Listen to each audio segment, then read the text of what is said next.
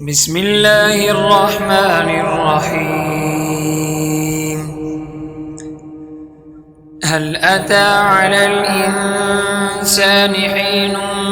من الدهر لم يكن شيئا مذكورا إنا خلقنا الإنسان من نطفة أمشاج نبتليه فجعلناه سميعا بصيرا إنا هديناه السبيل إما شاكرا وإما كفورا إنا أعتدنا للكافرين سلاسل وأغلالا وسعيرا إن الأبرار يشربون من كأس كان مزاجها كافورا عينا يشرب بها عباد الله يفجرونها تفجيرا يوفون بالنذر ويخافون يوما كان شره مستطيرا ويطعمون الطعام على حبه مسكينا ويتيما وأسيرا إنما نطعمكم لوجه الله لا نريد منكم جزاء ولا شكورا إنا نخاف من ربنا يوما عبوسا قمطريرا فوقاهم الله شر ذلك اليوم ولقاهم نضرة وسرورا وجزاهم بما صبروا جنة وحريرا متكئين فيها على الأرائك لا يرون فيها شمسا ولا زمهريرا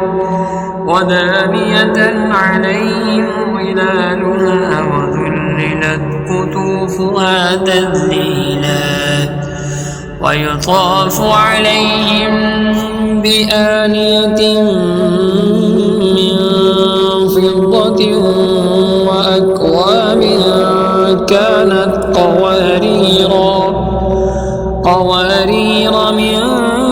فضة قدروها تقديرا ويسقون فيها كأسا كان مزاجها زنجبيلا عينا فيها تسمى سلسبيلا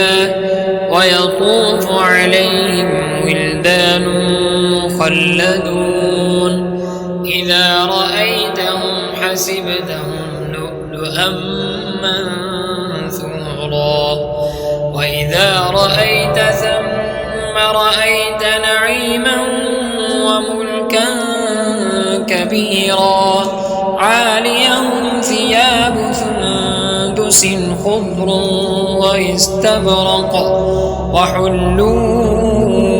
أساور من فضة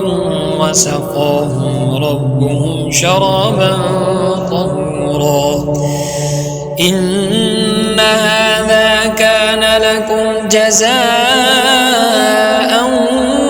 وكان سعيكم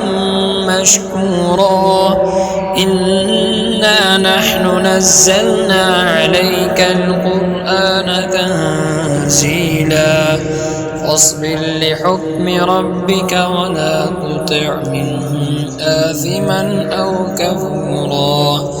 واذكر اسم ربك بكرة وأصيلا ومن الليل فاسجد له وسبحه ليلا